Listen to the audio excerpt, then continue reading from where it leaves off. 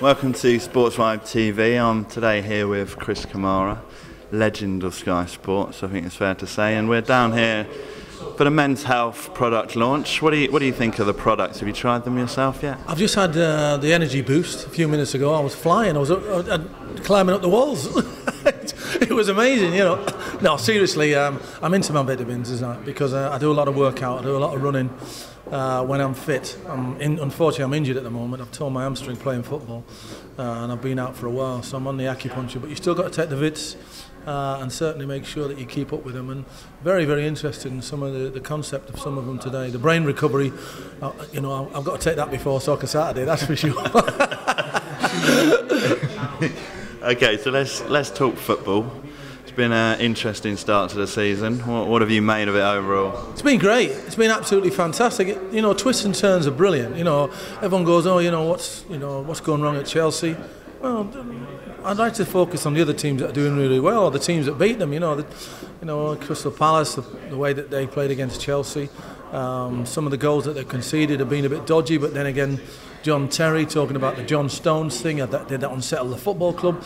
So that's Chelsea. You know, Manchester City going great guns, and then they hit Europe, and all of a sudden they get to the skids a little bit, but they seem to be back on course again. But they've lost Aguero. Manchester United flying, and then they hit an Arsenal side that's just been beaten by Olympiacos, and everyone says Arsenal are rubbish, and then they beat Man United, and all of a sudden they're going to win the league again.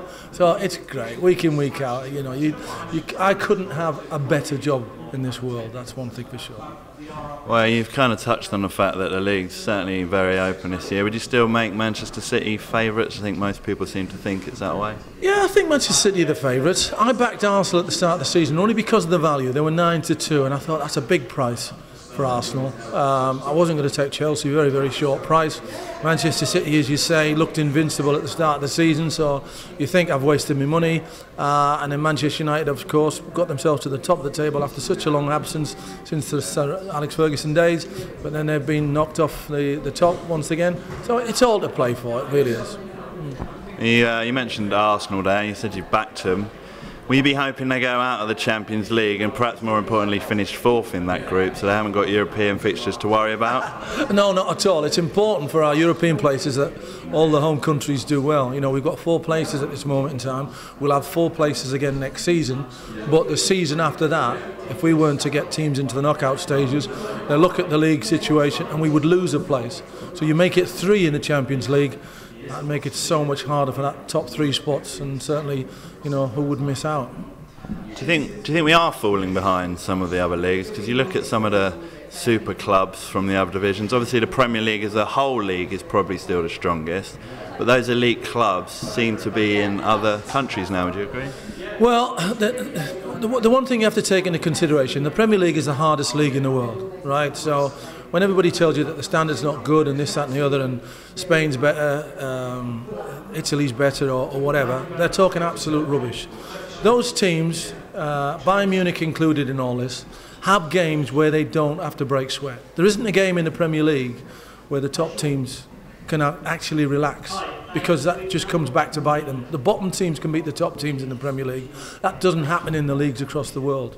And so when you see that the amount of work that the players have to put in, and then try and go into Europe in the midweek and then change their style of play, still got to play the same type of tempo, but can't be as hurried because of the fact that they're going to get caught on the break by these teams.